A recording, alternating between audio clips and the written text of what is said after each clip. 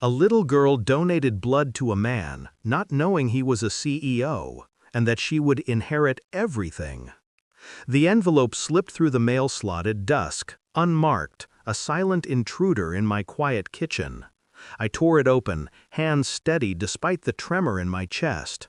Photos spilled onto the counter. My husband, Reginald, CEO of a global tech empire, with a woman, their fingers laced, a young boy between them, laughing in a park.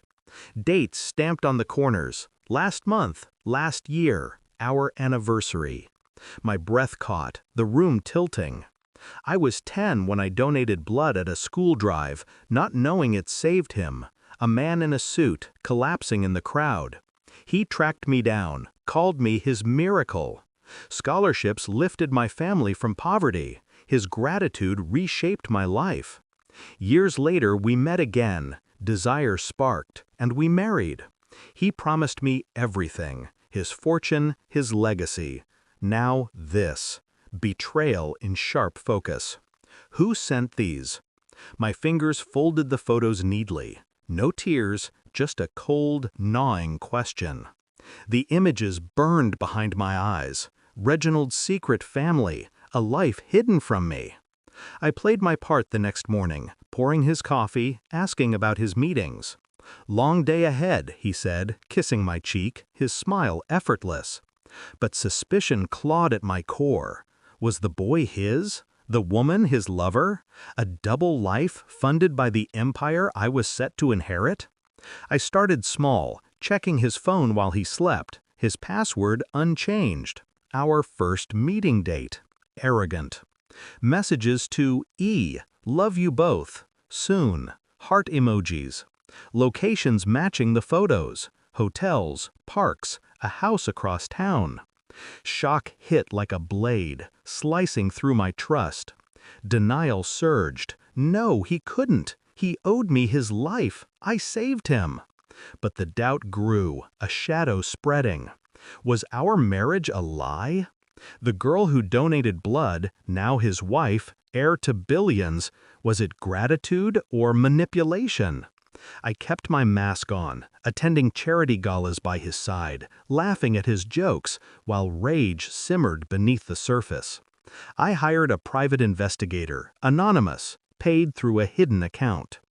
Trace Reginald's life before the donation, all contacts, finances. I accessed his laptop, left open in his study, and found encrypted folders labeled Family 2. Inside, bank transfers to a woman named Elena, receipts for a private school for a boy, Theo. My stomach twisted. A second family, carefully concealed? I watched Reginald closer, noting his late nights, the vague business trips, the way he checked his phone when he thought I wasn't looking. I contacted the blood drive coordinator, paying for discretion. "He requested your records specifically," she whispered, "knew your blood type before the collapse." My fists clenched. Not a random act of heroism, staged. But why? Needed more. I collected DNA, Reginald's hair from his brush, Theo's from a toy discarded at a charity event I staked out. Sent them anonymously. The wait was torture. Each touch from Reginald a burn, each smile a cut. The investigator's report landed first, encrypted, a bomb in my inbox. Elena was no mistress. She'd been with Reginald before me, their relationship hidden. Payments traced to offshore accounts, tied to my rival's company. Theo's birth records were sealed, suspicious. Then the DNA results arrived. Theo was Reginald's son. But the shock, our DNA matched too. Theo was my half-brother. Reginald was my father. My vision blurred, the truth a guillotine. The collapse wasn't chance. He'd orchestrated it to confirm my paternity, used my blood to tie me to him, then drew me into his life to hide his real family, Elena and Theo.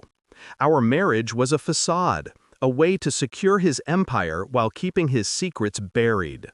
I wasn't his savior, I was his shield. I printed everything, messages, transfers, DNA reports, bound them in a black folder. My rage coiled tighter, but my plan was set, cold and precise. Dinner was silent, the chandelier casting shadows across the table. Reginald sipped wine, unaware. I set the folder down, deliberate. "Reginald," I said, voice ice, "why am I your daughter?" His glass froze mid-air, then slipped, shattering. "What?" he whispered, eyes wide. I spread the evidence, photos, texts, DNA. "You staged the collapse, hid your son, used me." His face crumpled, panic melting into guilt. "It was to protect you," he stammered. "I found you, loved you." I stayed composed, watching him break. "You used my blood to trap me, built a lie." Theo's photos stared up, a boy I'd never met, my brother. Reginald reached for me, voice breaking. "You're my heir." I stepped back, untouchable. I'd planned every move with surgical precision. "The board knows," I whispered. "Media, authorities, Elena too." I'd leaked it all. Paternity fraud, financial deceit, the staged collapse. His empire would burn by morning, lawsuits and headlines tearing it apart.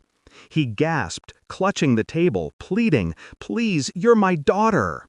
I leaned in, voice ablade. "I knew for months, watched your lies, every vow. I claimed what's mine." He collapsed inward, broken. I walked away, leaving him in the wreckage of his deceit. The door closed softly behind me. Rain slicked the streets as I drove, the mansion fading in the rear view. No pity, no tears, just clarity. The girl who donated blood died that day at the drive. The woman I'd become inherited truth, not wealth. Reginald's ruin was certain.